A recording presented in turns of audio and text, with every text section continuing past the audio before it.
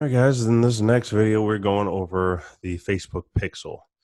And just as a side note, if you don't know how to get into Ads Manager and set up like a business manager and that stuff, that's not something that we're going to go over in this course because part of the learning of this course is the concept of learning how to learn.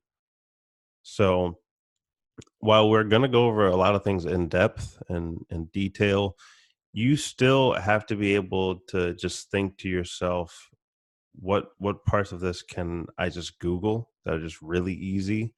Because if you're looking for somebody else to hold your hand through the entire process of like everything, then you're never going to be in the mindset of learning how to learn for yourself.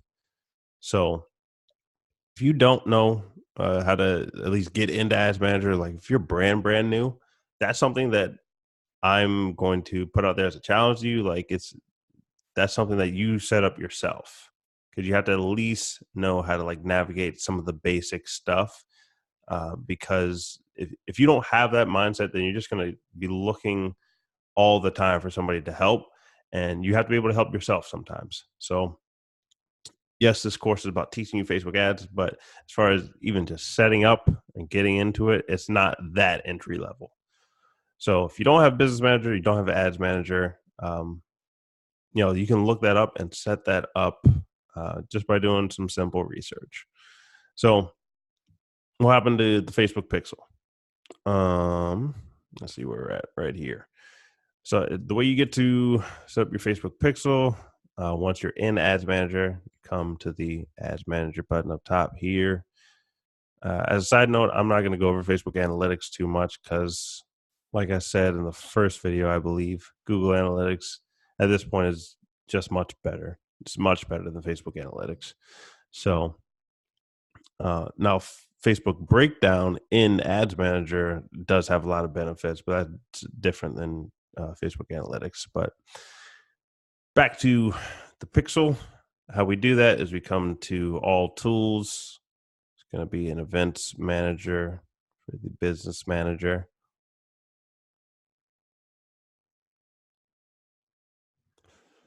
And like ours is already in here. So that's where it shows up, my Pixel.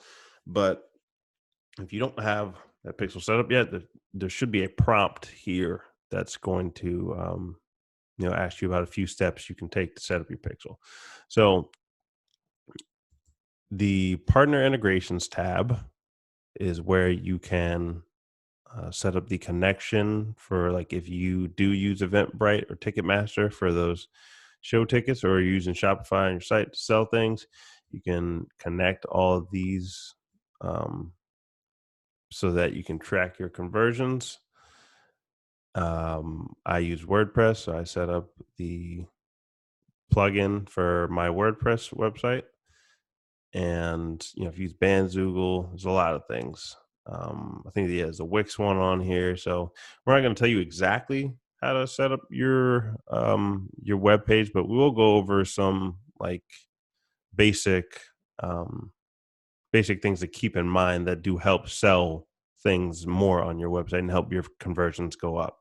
So, and once you click on see details, you'll see that it has some step-by-step stuff to set up your pixel on your website so that you can start tracking your conversion. So your custom conversions, once you do have your pixel set up, you can make custom conversions here, and you can make like 100 of them.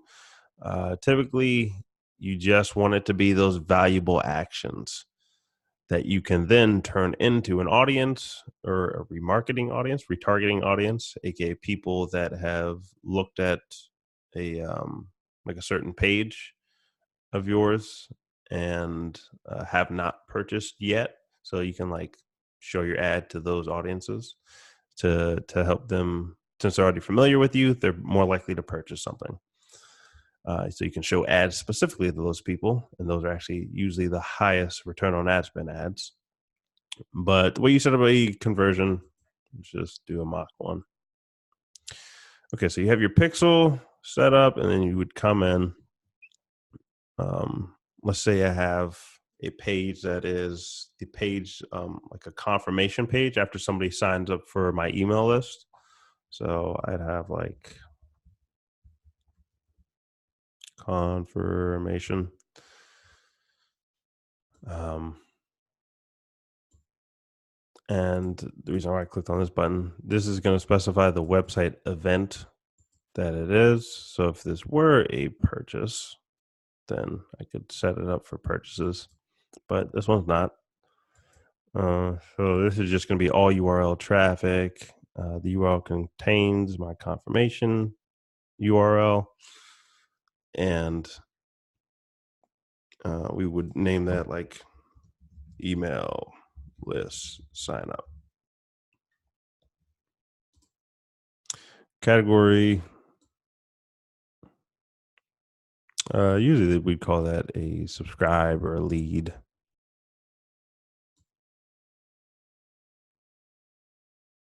Not really contact. So I'll call that. Whoops, man.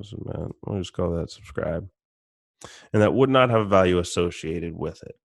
So, like if you sell T-shirts on your website, and you got like a confirmation page after somebody buys your T-shirt, then you'd enter that value into here, and you'd only enter that on the confirmation page. Like when somebody just gets to the checkout page but doesn't buy yet, that's not worth anything technically yet. So you would not put in a value in here. Let's say, for example's sake, this was like a $5 subscription email list. So we just put in 5 for the value. All right. So that is how you set up your custom conversions after you set up your pixel. That way you'll be able to track all the actions that you want to track. So let's go back to which action should we be tracking. Video watch time, you actually don't do that in that section for custom conversions, because there's going to be another section you make your audience out of that. None of these are actually visited, message. So none of these, I put need pixel next to the ones you need the pixel with. The email list signups, you don't need the pixel. I know I just did that example, but you can actually import that data into the audience creation. But if you want to make it kind of easy on yourself, I guess you could make that custom conversion in there. But I'll show you both ways. But for people visiting specific pages, that's why you need that pixel on your website, so that you can track those valuable actions and then create an audience of lookalike people who took the valuable action, so on and so forth. So that is how you connect it.